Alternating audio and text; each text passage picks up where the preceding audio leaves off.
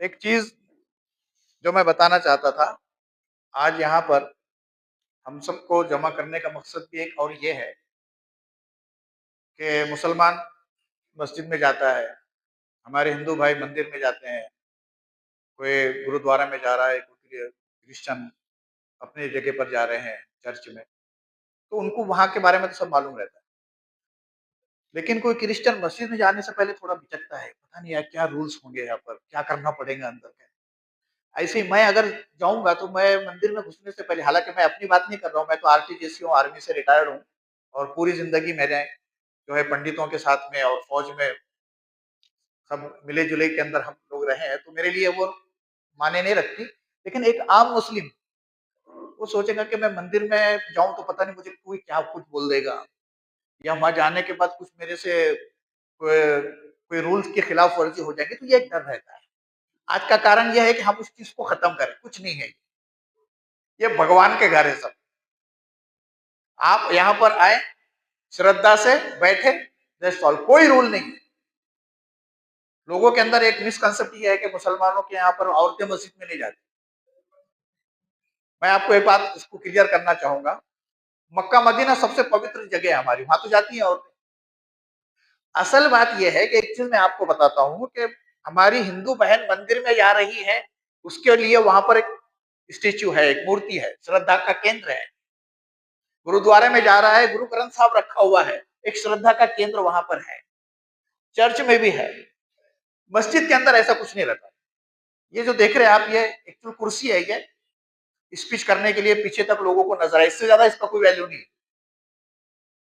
है ना। तो मस्जिद के अंदर तो फिर औरत जो है उसके लिए भी उतना ही सवाब रखता है घर के अंदर नमाज पढ़ाना जितना मस्जिद में। दूसरी चीज, 5 वक्त की नमाज, अब वो बेचारी 5 वक्त आती जाती रहेगी तो हो गया घर का काम, बच्चे संभल गए, फिर पॉसिबल नहीं है उसकी बार बार मस्जिद में आना, उसके लिए मुमकिन, इसलिए उसको कंपलसरी नहीं रखे हमारे सिस्टम ने, उसको मस्जिद में आना कंपलसरी नहीं लगे। इसलिए इसका यह मतलब नहीं कि औरत मस्जिद में आ गई, हो, ऐसा कुछ नहीं है, ऐसा कुछ नहीं, ये एक सुविधा की बात है, इसके अलावा और ये कुछ नहीं है, मस्जिद में आ भी सकती है। तो हम लोग यहाँ पर आए हैं तो सिर्फ ये बात जहन में रखें कि हम सब अल्लाह के बंदे हैं और कोई रूल नहीं होता है, कुछ नहीं होता है। यहाँ पर आए, बैठे, मस्जिद में भी जाए, गुरुद्वारा में भी जाए, चर्च में भी जाए, तो इससे हमारे अंदर जो है वो मोहब्बत और इत्तेफाक की भावना पैदा होगी और एक दूसरे को समझने में हमको आसानी रहेगी। बहुत कुछ मिसकंसेप्ट भी हो सकते हैं, है ना, कि यही करना पड़ेगा वहां पर जाकर, ऐसा कुछ भी नहीं है।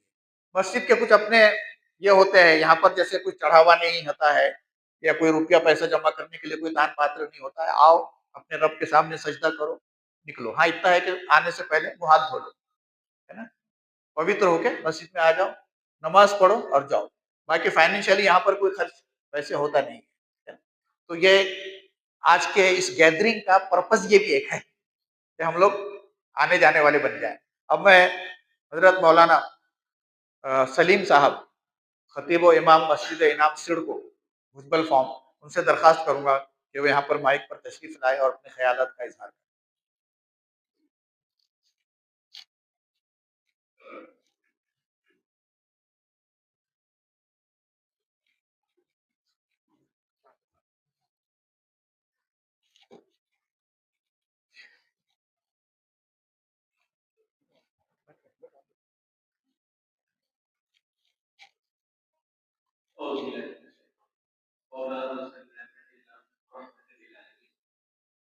हम सब यहाँ पर इकट्ठा हुए, जमा हुए। मौलाना सलीम साहब जो बता रहे थे, यहाँ उद्देश्य बताया क्या पैगंबर मोहम्मद सल्लल्लाहु अलैहि वसल्लम की आज पैदाइश करी, उसी की खुशी में पूरे मुल्क के अंदर खुशी होती है, लोग खुशी मनाते हैं, दिल से खुशी होती है। लेकिन हमें यह देखना है कि पैगंबर मोहम्मद सल्लल्लाहु अलैहि वसल्लम इस दुनिया में आए और फिर उन्होंने जिस तरह जीवन गुजारा, जिंदगी गुजारी, और उन्होंने जो शिकवत दी, जो तालीम दी, लोगों को बताया, मानवता इंसानियत को बताया, कि दुनिया के अंदर इंसान किस तरह जिंदगी गुजारे। इससे पहले मौलाना खलील साहब ने बताया थे कि पैगंबर मोहम्मद सल्लल्लाहु अलैहि वसल्लम इस दुनिया में आए तो बहुत ज्यादा पाप आया दुनिया में, खासतौर पर जिस एरिया में इलाके में अरब के अंदर मक्का और उसके अतराफ में इलाके में बहुत ज्यादा पाप था, बुराइयां थी, मानवता और इंसानियत का नाम नहीं था, दुश्मनियां आम थी, बेटियों को महिलाओं को उनको कोई उनका अधिकार नहीं था, उनके साथ अच्छा सलूक नहीं था, ये आम चीजें थी। अल्लाह ताला ने जब से दुनिया बनाई ऊपर वाले उस वक्त से लेकर दुनिया जब तक के रहेगी वो अपने अच्छे नेक बंदों को कि किस तरह दुनिया के रहने वाले अच्छी जिंदगी गुजारे, मोहब्बत के साथ, प्रेम के साथ, मानवता के साथ, हमदर्दी के साथ। सिर्फ एक जुमला कह सकते हैं कि इंसान इंसान तक की जिंदगी गुजारे, उसके लिए सिलसिला जारी किया है। तो पैगंबर मोहम्मद सल्लल्लाहु अलैहि वसल्लम ने भी वो तालीम और सिखावत दी लोगों को किस तरह गुजारी जाती है, और सिर्फ सवाल से नहीं कहा बल्कि प्रैक्टिकल तौर पर, अमली तौर पर लोगों को बतलाया कि जिंदगी किस तरह गुजारी जाती है। इसलिए दोनों चीज को देखा जाए कि पैगंबर मोहम्मद सल्लल्लाहु अलैहि वसल्लम ने जो तालीम, जो शिकवत जो दी है वो क्या है, और आपने कैसी जिंदगी गुजारी प्रैक्टिकल तौर पर। पैगंबर मोहम्मद सल्लल्लाहु अलैहि वसल्लम जो पैदा हुए यतीम थे, अपा का इंतकाल हो गया था, गुजर गए, जिनको सहाबी कहते हैं, वो लाख के ऊपर थे, लाख के करीब थे। वो दिन हज का दिन था, हज का दिन बहुत ये पवित्र होता है, दिन भी पवित्र होता है, और जो आमद से दूर भी पवित्र होता है, और जिस जगह होता है अरफात का मैदान होता है, बहुत बड़ा मैदान, जो भी हाजी जाते हैं अरफात के मैदान पे उसको रुकना जरूरी होता है, अरफात का मैदान। तो अगर वहां रुकेंगे तो उसका हज होगा।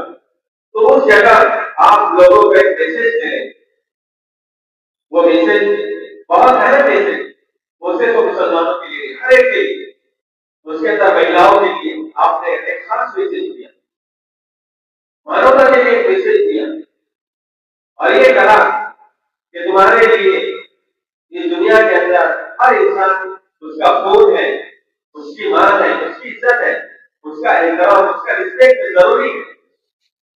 जैसे आज के दिन का रिस्पेक्ट है, उस दिन हज का दिन था, और अरफात के जो जगह की वो रिस्पेक्ट के लायक है, एहतराम के लायक है। तो इसी तरह कि दुनिया के जितने भी इंसान हैं, हर इंसान की ईमान, उसकी इज्जत, उसकी आबरू, कि नाहक कोई किसी की इज्जत पर नहीं उछाल सकता, नाहक किसी के माल को हड़प नहीं कर सकता, किसी के खून को नहीं बांध सकता। इसलिए कुरान में एक जगह आया है कि जिसने किसी एक इंसान को मारा, गोया कि उसने पूरी इंसानियत को खत्म कर दिया, और जिसने एक इंसान को जिंदा किया, बचाया, तो उसने पूरी इंसानियत को जगाया।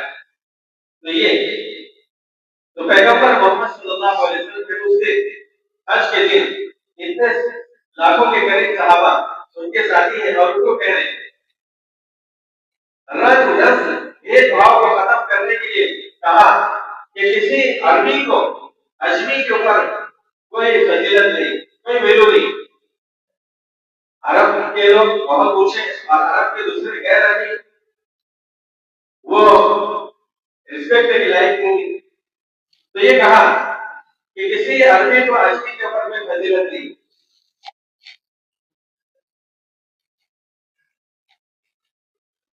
आए हुए तमामी मेहमानों का दिल से इस्तेमाल करते हैं, बहुत ही कीमती वक्त को तमाम लोगों ने किए हैं।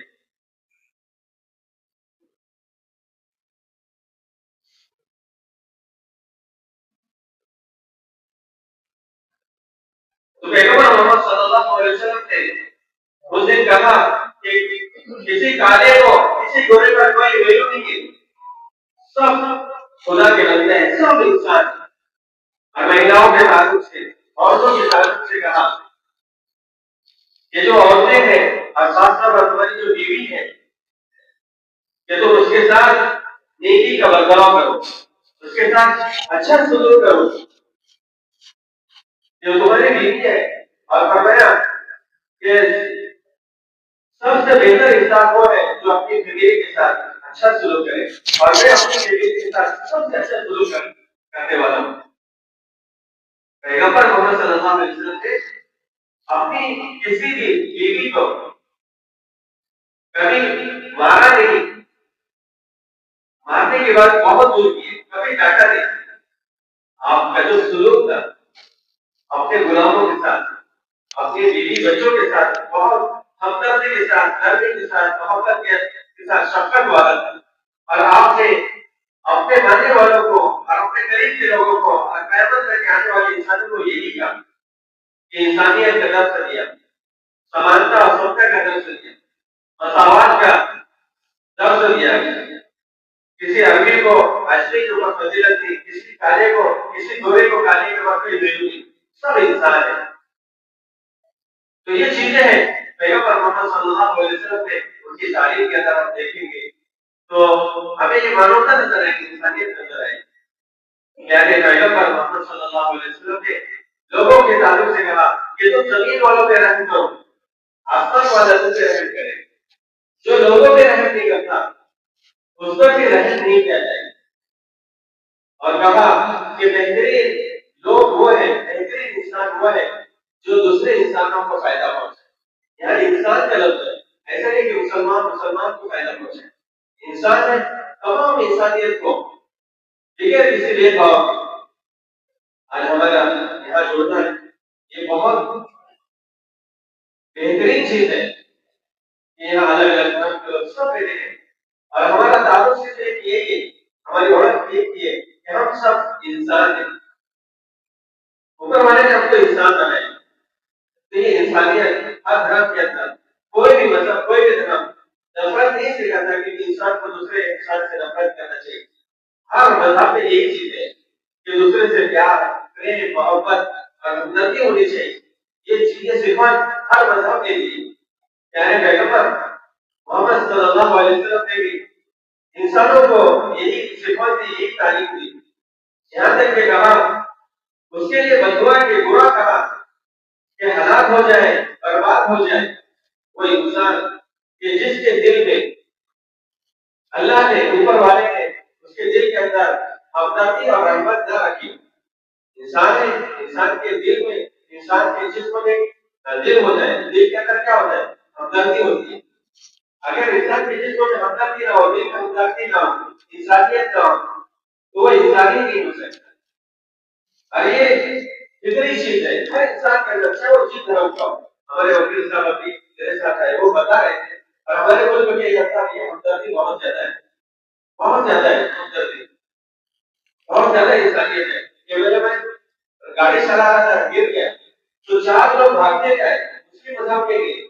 उन्होंने आके जख्म के ऊपर हल्दी लगाई, उन्होंने बाकायदा हमको एक जगह तक छोड़ा। ये मुल्क के अंदर ये हमारी खास बात है, यहाँ इस मिट्टी के अंदर हमदर्दी है, इंसानियत है, हर एक की सरकारी ही। आज ऐसे दौर में कि सब लोग मस्जिद के अंदर सब जमा है, इससे बढ़कर हमारे मुल्क की विशेषता खास बात क्या हो सकती है?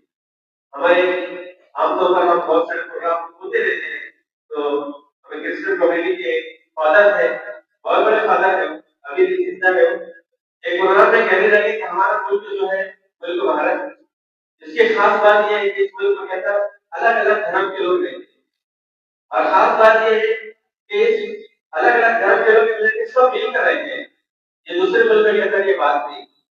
तो हमें अल्लाह का, ऊपर वाले का शुक्र अदा करना चाहिए कि अल्लाह ने हमें इस ऐसे मुल्कों में पैदा किए कि यहाँ पर अल्लाह ने बहुत सारी नेमतें रखी। पूरे मुल्कों के अंदर देखेंगे कहीं तमिलनाडु, कश्मीर, अलग अलग, कहाँ पहाड़ियाँ, कहीं दरिया, अलग अलग, ये सब हमारी नेमतें, यहाँ की आबादी, यहाँ के लोग। लेकिन सबसे बड़ी नेमत यहाँ के बसने वाले इंसान है। क्यों? क्योंकि यहाँ के बसने वाले इंसानों के अंदर हमदर्दी है, मोहब्बत है, प्रेम है एक दूसरे के लिए, एक दूसरे के लिए प्रेम है। और वो चीज हमें इस मुल्क के अंदर नजर आती है। इस मुल्क की खास बात है कि मुल्क को बहुत बड़ा मुल्क है हमारा, कई मुल्कों का एक मुल्क है और यहाँ की आबादी, यहाँ की संख्या चीन के बाद सबसे ज्यादा है। लेकिन इस मुल्क के साथ बात यह है कि ये मुल्क भारत हमारा, ये मुल्क भारत हमारा, इतने कशीर, इतने ज्यादा जो इंसान लोग यहाँ रहते हैं, हर एक को जमहूरी अखलाक, लोकतांत्रिक जो वैल्यूज है, डेमोक्रेटिक वैल्यूज है, उसके साथ हक देता है हर इंसान को, हर मजहब वाले को हक देता है कि इस मुल्क में रहने वाला, चाहे आदिवासी हो, चाहे शहर का रहने वाला, जिस जगह का रहने वाला हो, हर शहरी, हर इंसान, उसको अधिकार दिए गए, हर चीज का अधिकार दिए गए। तो जमहूरी अधिकार, डेमोक्रेटिक वैल्यूज के साथ वो यहाँ पर जिंदगी गुजार रहे हैं। तो ये मुल्क हमारा बहुत अच्छा मुल्क है। अब हमें चाहिए कि जिस तरह हम यहाँ जुड़े हैं, हम ऐसे प्रोग्राम करते रहे और प्रोग्राम होते भी रहते हैं। हमारे इस वर्किंग मस्जिद के जो जिम्मेदार है, उन्होंने ये कदम उठाया जहाँ सब लोगों को जरूरत है, पैगंबर मोहम्मद सल्लल्लाहु अलैहि वसल्लम की जिंदगी के मौके पर मैं भी आप लोगों का दिल से शुक्रिया अदा करता हूँ और यहाँ के लोगों ने मुझे बुलाया, मैं भी इसका दिल से शुक्रिया अदा करता हूँ। हम इसी तरह जिंदगी गुजारते रहेंगे, हम मिलजुल कर जिंदगी गुजारेंगे, हम तमाम धर्म वाले एक दूसरे का रिस्पेक्ट करेंगे, मिलजुल कर जिंदगी गुजारेंगे, हमारा मुल्क तरक्की करते जाएगा। अगर इस मुल्क के अंदर जितने भी अखबार है, कम्युनिटी है, अगर वो एक दूसरे को पहचानने की कोशिश करेगा तो ये मुल्क क्या हो जाएगा, बर्बादी की तरफ जाएगा। इसलिए हमें मिलजुल कर मोहब्बत के साथ, प्रेम के साथ इस मुल्क को जरूरत है, मोहब्बत से रहेंगे तो हमारा हमारी जो आगे बढ़ेगा मुल्क को, ये उसके मिसाल है ना कि हमारे मुल्क की मिसाल ऐसे समझना चाहिए जैसे इंसान का जिस्म होता है, हमारी बॉडी एक फैमिली खानदान होता है, तो बॉडी के अंदर अगर कोई तकलीफ होती है तो सब महसूस करते हैं। तो हमें भी हमारे पूरे मुल्क को ऐसा एक बॉडी महसूस करना चाहिए। आसाम के अंदर कोई परेशानी दुख होना चाहिए, फिक्र होनी चाहिए। आसाम की मुसलमान है, आसाम के अलग अलग मजहब के लोगों का आज ये चीज है, आज जमीयत अच्छा, और बहुत बड़ी जमीयत है, मुसलमानों की जमीयत है, जमात है। आज आसाम के अंदर बाढ़ आई, वहां वर्षों से पहले हमारे अलग अलग जो मजहब के लोग, हर लोग हर जगह पहुंचते हैं, वही देखते हैं कि ये अलग मजहब है। ये चीज हमारे अंदर होनी चाहिए, हमारे अंदर है। अगर ये चीज हमारे अंदर होगी, मानवता होगी, समानता होगी, तो हमारा कुछ तरक्की करेगा। और उसकी मिसाल इस तरह है तो मिसाल आप शुरू की ये है, पहले तो ये कि हम मोहम्मद का नाम आने के बाद सल्लल्लाहु पढ़ते हैं, क्या है वो क्लियर। उसके अलावा नहीं तो ये कुछ और ही समझते लोग। हाँ, लेकिन वो उनके ऊपर सलाम है, उनको उनको ये कुरान में भी ये है। उसके अलावा पड़ोसी भूखा न रहे, ये इंसानियत है। फिर उनके ऊपर कचरा डालते थे, ये है लोगों की कि आप ने बहुत बीबिया किया है। उसका वजह था बीबिया, उसकी वजह थी वारवीरो या मजबूर या बेवा या ऐसे जिससे कोई लोगों की भी कराते थे, वो अपनी नहीं। अगर कोई यानी नहीं कोई मिला तो कुछ जो भी है वो सब्जेक्ट टच नहीं वो करना नहीं है, करता। वो बहुत ब्रॉड, हाँ, आप अपना वो सब्जेक्ट है नहीं। अपने लिए तो लेकिन ये तो है छोटी बात है, उनकी इंसानियत का पैगाम।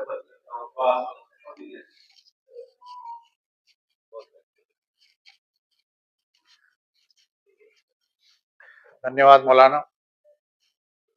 अभी मैं हमारे गुरुद्वारे के ग्रंथी जी श्री चरण सिंह जी से दरखास्त करूंगा कि सर आए तो 2-5 मिनट अपना ख्याल।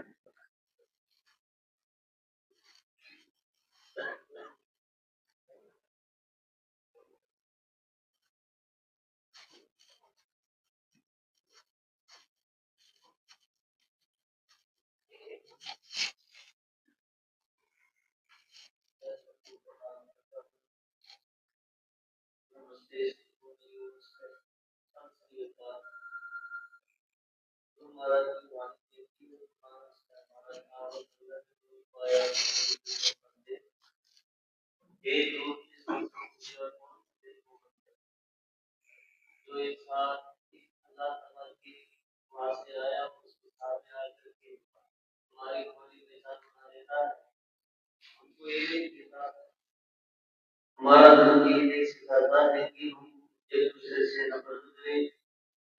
हमारा ईमानी terus antara nama Islam Allah के फिर ना किसी जाति से नफरत करते हैं ना कि हम यहाँ के संसार में आकर एक दूसरे की प्रति नफरत और ये बोलते हैं